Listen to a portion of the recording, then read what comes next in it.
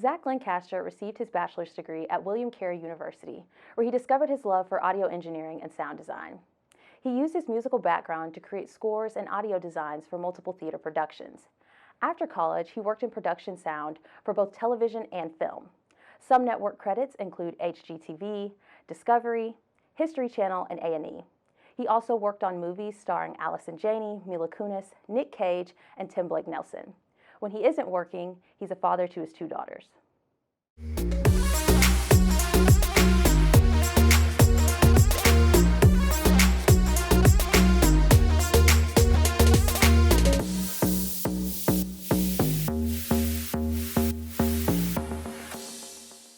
Well, first, right starting out, I grew up playing in bands, whether it was a bass or guitar. I tried drums, wasn't good at drums.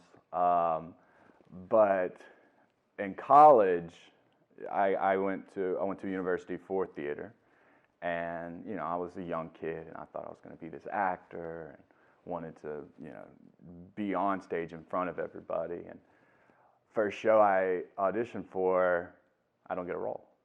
I don't get cast, and I was defeated. An 18-year-old boy just shot down, and here I was like on top of the world thinking I was going to do it. And then our director at the university, he approached me and he said, "Zach, you play instruments, right? You play in a band?" And I was like, "Yeah, sir, I used to," and everything. And he was like, "Well, for this show, what we're really thinking about is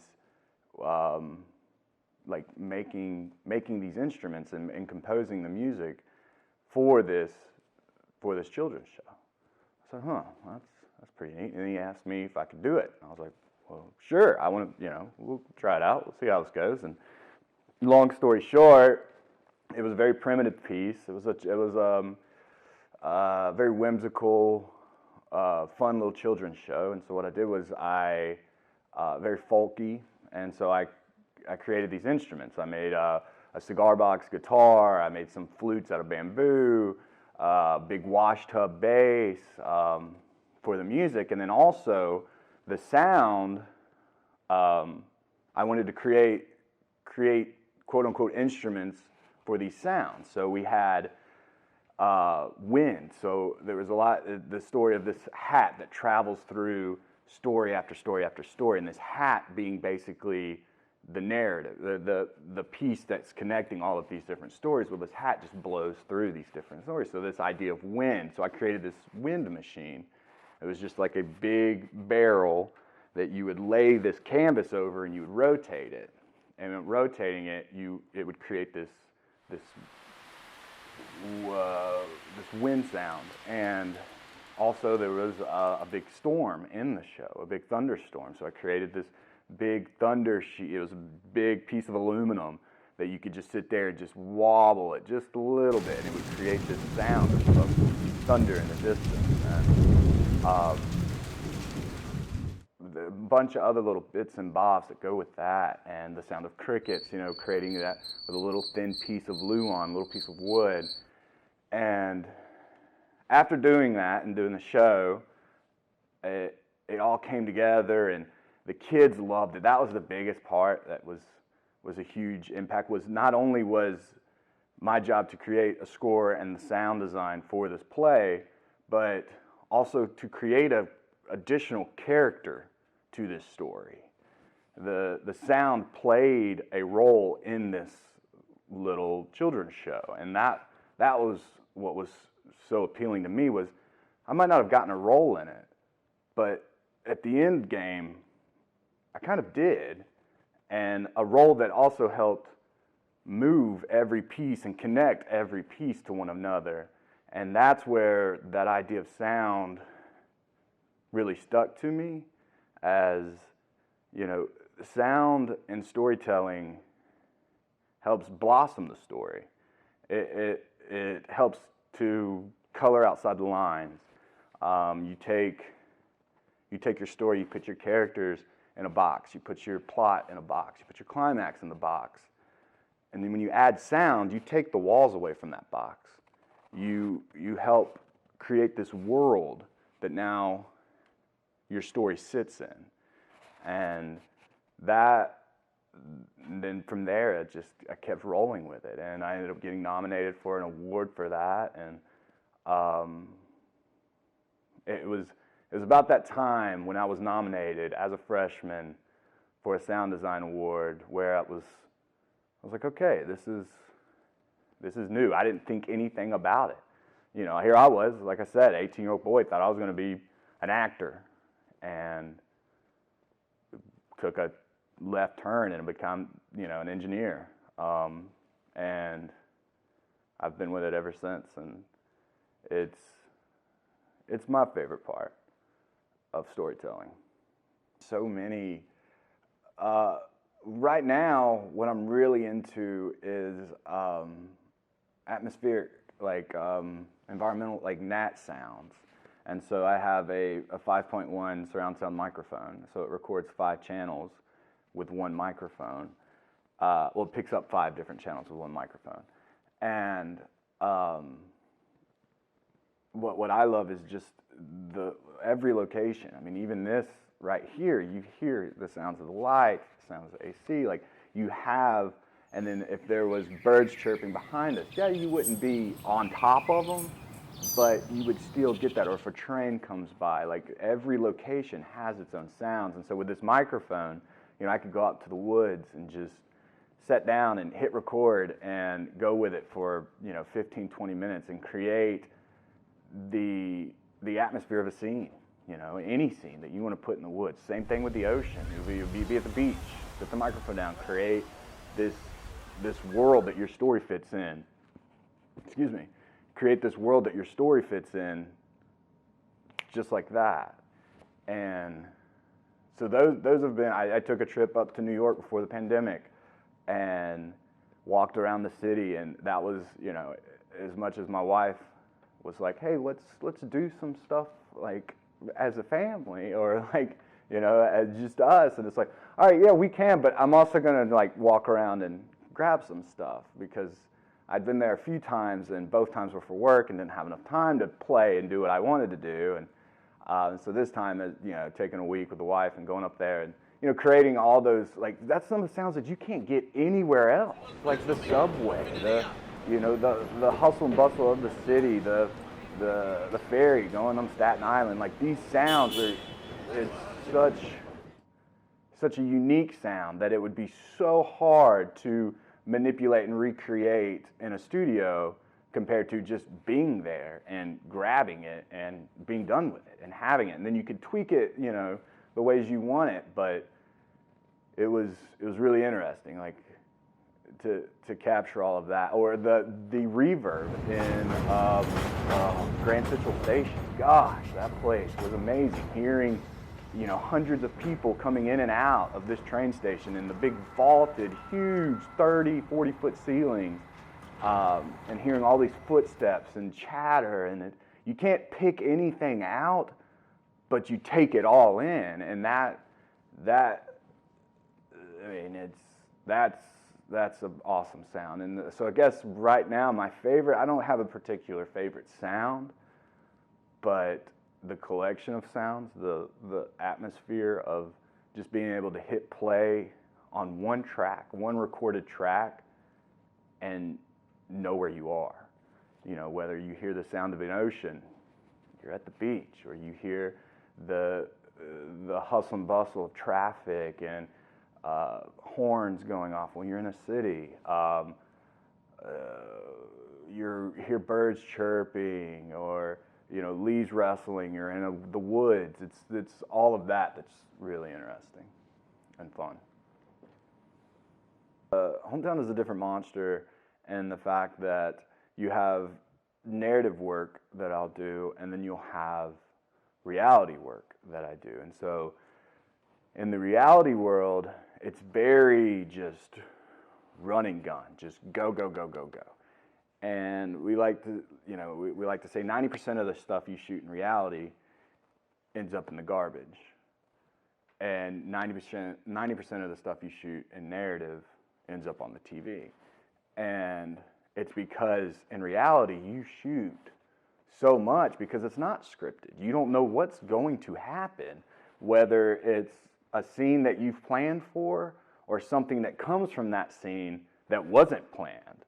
And so that's why reality is so go, go, go, go, go. So my job on